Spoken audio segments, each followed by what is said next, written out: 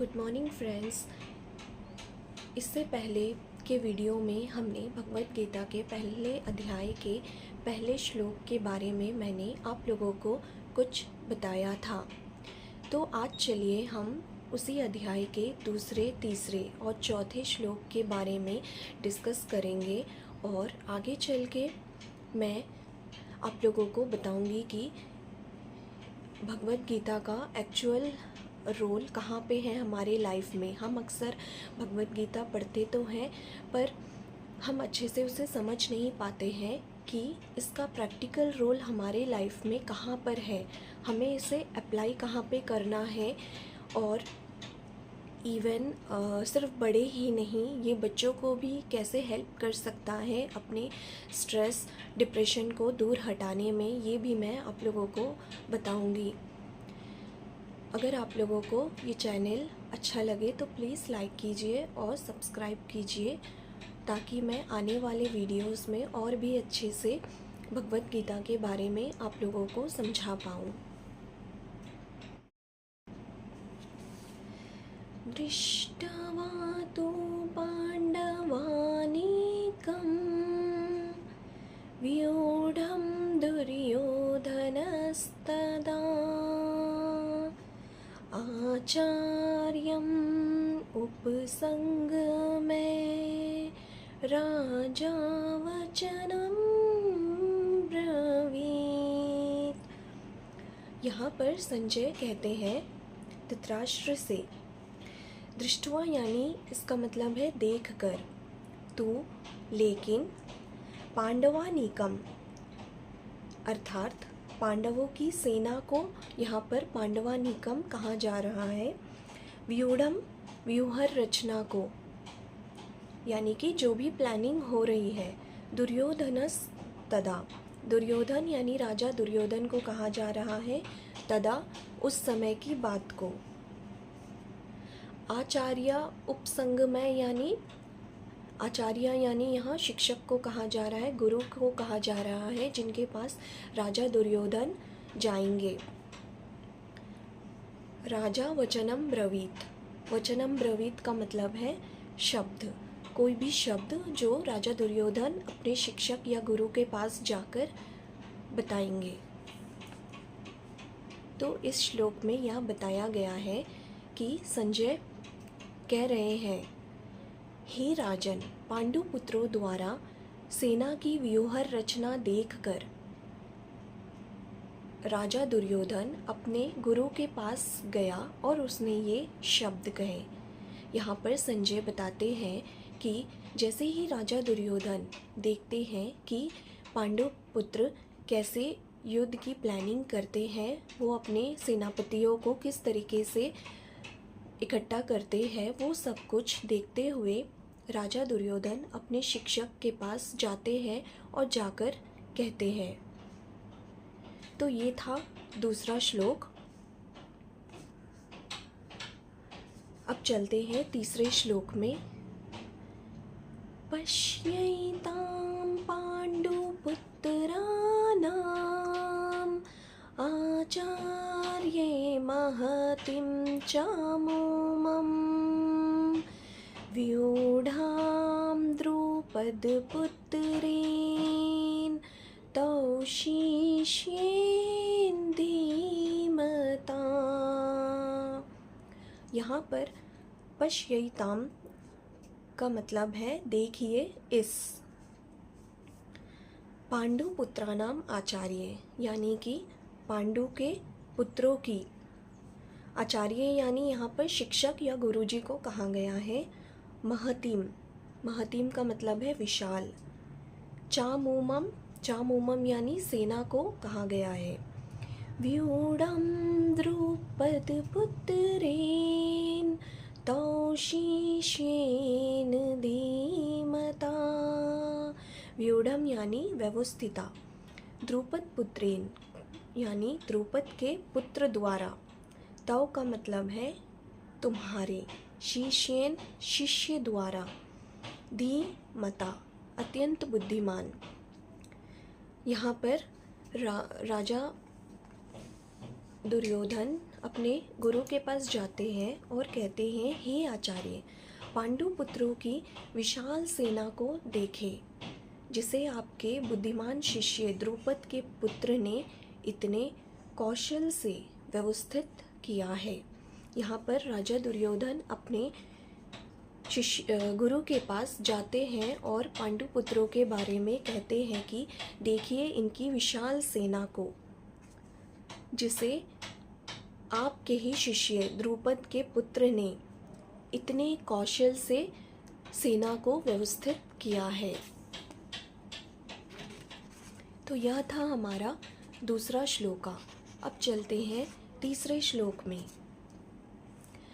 अत्र शूरा महेश्वासा भीमार्जुना समायुधि युयुधानो विराटश्च द्रुपदश्च महारथः। अत्र का मतलब है यहाँ पर यहाँ, शूरा वीर, महा ईशु आसाहा, इसका मतलब है महान धनुर्धर, भीम अर्जुन, भीम तथा अर्जुन, समाहा का मतलब है के समान, युद्धि युद्ध में, युयुधानाहा युयुधान, विराटाहा विराट, च का मतलब है भी, द्रुपदाहा द्रुपद, चा भी, महारथाहा का मतलब है महायोद्धा। इस सेना में भीम तथा अर्जुन के समान युद्ध करने वाले अनेक वीर धनुर्धर है, यथा महारथी युयुधान, विराट तथा द्रुपद। यहाँ पर राजा दुर्योधन अपने गुरु को यह भी कहते हैं कि इस सेना में भीम तथा अर्जुन के समान युद्ध करने वाले अनेक वीर धनुर्धर हैं और इन्हीं के साथ महारथी युयुधान, विराट तथा द्रुपद भी है। तो ये था हमारा तीसरा श्लोक। इससे पहले जो पहला श्लोक था, हमने उसमें देखा था कि जो संजय होते हैं वो धृतराष्ट्र के पास जाते हैं और पूरे महाभारत युद्ध के बारे में बताते हैं, और वो ये भी बताते हैं कि जब पूरी सेना इकट्ठी होती है युद्ध के स्थल में, तब राजा दुर्योधन यह देखकर चकित रह जाते हैं कि किस तरीके से पांडु पुत्र अपने सेना को इकट्ठा करके रखे हुए हैं, और यही चीज़ वो अपने गुरु के पास बताने के लिए जाते हैं। अब मैं इन सब का प्रैक्टिकल एप्लीकेशन बताऊंगी आप सबको। देखिए, हमारे लाइफ में, डे टू डे लाइफ में हम लोग बहुत कुछ देखते हैं, ना ही हम बड़े बच्चे भी बहुत स्ट्रेस्ड होते हैं। वैसे तो हम सोचते हैं कि बच्चे छोटे होते हैं, वो कुछ समझते नहीं हैं, बहुत एंजॉय करते हैं, लेकिन एक छोटा सा बच्चा भी जब 3 साल का होता है और वो स्कूल में जाना शुरू करता है या शुरू करती है, उसे भी कई तरीके के स्ट्रेस होते हैं। उसके लिए वो पूरे दिन में वो जो भी एक्टिविटीज़ करते हैं वही उसके लिए एक टेंशन की तरह ही होते हैं। और कई बार होता ये है कि ना ही वो अपने टीचर्स से शेयर कर पाते हैं, ना ही वो अपने पेरेंट्स से शेयर कर पाते हैं। उन्हें यह डर लगता है कि हम किसके पास जाकर ये सब बताएंगे, मम्मी तो हमें डांटेगी, टीचर्स तो हमें डांटेंगे, क्योंकि उन्हें सही और गलत की तो समझ ही नहीं होती है कि क्या सही है क्या गलत है। कभी वो लड़के आ जाते हैं, कभी वो मार के आ जाते हैं, और कभी उन्हें टीचर ने कुछ पढ़ाया तो उन्हें कुछ समझ में नहीं आता है। ऐसे करके वो अपने अंदर एक स्ट्रेस पाल लेते हैं, और फिर वो खुद ही वही चीज़ जब घर में जाते हैं वो सोच सोच के परेशान होने लगते हैं। तो जो भगवत गीता होता है, हम जैसे जैसे इसे पढ़ना शुरू करेंगे, वैसे तो शुरुआत में हमें ये समझ में आता ही नहीं है, क्योंकि इसमें पूरे महाभारत के युद्ध के बारे में बताया गया है। लेकिन इसमें यह भी बताया गया है कि लाइफ में कभी भी अगर हमें सक्सेसफुल होना है, अगर हमें आगे बढ़ना है, तो हमें अपने अहंकार को आड़े कभी भी नहीं आने देना चाहिए। अगर महाभारत के युद्ध में राजा दुर्योधन पूरी सेना को लेकर हारे थे तो उनका कारण उनका अहंकार ही था। वैसे तो उनके पास बहुत बड़ी सेना थी। हो सकता है हमारे लाइफ में भी हम बहुत सारे फ्रेंड्स रखते होंगे, बहुत सारे फ्रेंड्स होंगे, लेकिन उनमें से ज़रूरी नहीं है कि सारे फ्रेंड्स हमारे लिए अच्छे हो या हमें सही दिशा दिखा पाए।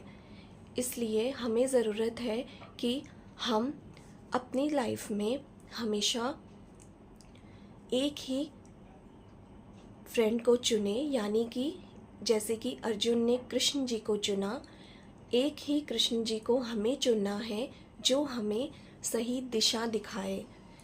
और जो भी विपत्ति आए हमारे लाइफ में उसे देखकर डरना नहीं है। जैसे राजा दुर्योधन जब पूरी सेना को देखते हैं वो एक तरीके से घबरा जाते हैं। वो तुरंत से अपने गुरु के पास जाते हैं और पांडु पुत्रों के बारे में उनको बताते हैं। तो यहीं से हमें थोड़ा बहुत हिंट मिल जाता है कि कभी भी कोई भी चीज़ देखकर हमें घबरानी नहीं है। अगर मुसीबतें आते भी हैं तो कुछ हमें सिखाने के लिए, ताकि जो हमारा कल होगा वो इससे भी कई ज़्यादा गुना हम स्ट्रॉन्ग होंगे। हम डरेंगे नहीं चीज़ों को देखकर, लेकिन वह तभी पॉसिबल होगा जब हम एक सही डिसीज़न ले पाए अपने लाइफ में, जैसे कि अर्जुन ने लिया श्री कृष्ण जी के चरणों में जाकर। उन्होंने जब पूरी युद्ध के बारे में एक प्लानिंग हुई तो उन्होंने सबसे पहले बिना घबराए यही सोचा कि मुझे श्री कृष्ण जी चाहिए। उन्होंने ये नहीं सोचा कि मुझे पूरी सेना चाहिए। और इसी के बारे में हम आने वाले आगे के श्लोक्स में और भी अच्छे से समझेंगे। तो मेरे साथ आप भी कुछ भगवत गीता के बारे में जितना हो सके मैं समझाने की कोशिश करूँगी। और आशा करती हूँ कि आप सबके लाइफ में कहीं ना कहीं इसके जो भी चैप्टर्स है, जो भी लेसन्स है, वो कहीं ना कहीं ज़रूर आप लोगों के भी काम आएगा।